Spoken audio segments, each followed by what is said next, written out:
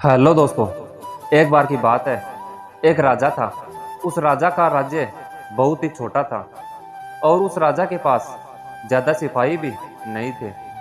तो उससे हर समय ये डर रहता था कि कब किधर से कोई उसके राज्य पर हमला न कर दे। तो एक बार वो राजा जंगल के रास्ते से अपने महल की तरफ जा रहा था। तभी जंगल में उसे एक बड़े से पेड़ के नीचे एक बुजुर्ग बैठे हुए दिखाई देते हैं, जो बहुत ही ज्ञानी थे और सारे गांव वाले उन्हीं से हर चीज की राय लेते थे।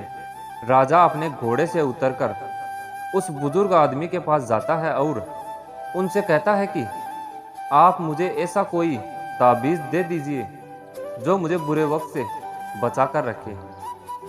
ये सुनने के बाद उस बुजुर्ग ने राजा की तरफ मुस्कुराते हुए देखा और कहा कि मैं तुम्हें कुछ ऐसा ताबीज व कुछ ऐसी चीज नहीं दे सकता जो तुम्हें बुरे वक्त से बचा कर रखे, लेकिन मैं तुम्हें एक ऐसा ताबीज दे सकता हूँ कि जब तुम पर कोई मुसीबत या बुरा वक्त आ जाए तो उस ताबीज को खोलने के बाद वो ताबीज तुम्हें उस मुसीबत से लड़ने में मदद कर सकता है। लेकिन यह याद रखना, इस ताबीज को तभी खोलना जब तुम पर चारों तरफ से मुसीबत आ चुकी हो और तुम्हारा समय बहुत ही खराब चल रहा हो और तुम्हारे लिए सारे दरवाजे बंद हो गए हो। तब तुम उस ताबीज़ को खोलना, तुम्हें उस मुसीबत से लड़ने की हिम्मत मिल जाएगी। राजा उस ताबीज़ को लेकर वहाँ से चला गया। कुछ समय बीतने के बाद उस राजा के राज्य पर कुछ लोगों ने हमला कर दिया। राजा को पता था कि यह एक दिन ज़रूर होगा। राजा ने अपने सैनिकों को तैयार किया, लेकिन राजा के पास ज़्यादा सैनिक नहीं थे, इसलिए वो ये जंग हार गया।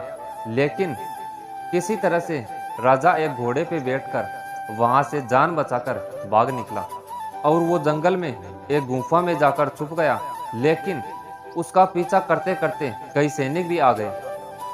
अब वो राजा गुफा के अंदर छुपा हुआ था और उसे सैनिकों के कदमों की आवाज़ आ रही थी। अब उस राजा के पास कुछ भी नहीं बचा था, सब कुछ खत्म हो चुका था।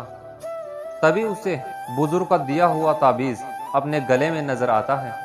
उसने बड़ी ही उम्मीद के साथ उस ताबीज़ को खोलकर देखा। उस ताबीज़ के अंदर उसे एक चिट्ठी दिखाई देती है जिस पर लिखा था कि ये वक्त भी गुजर जाएगा।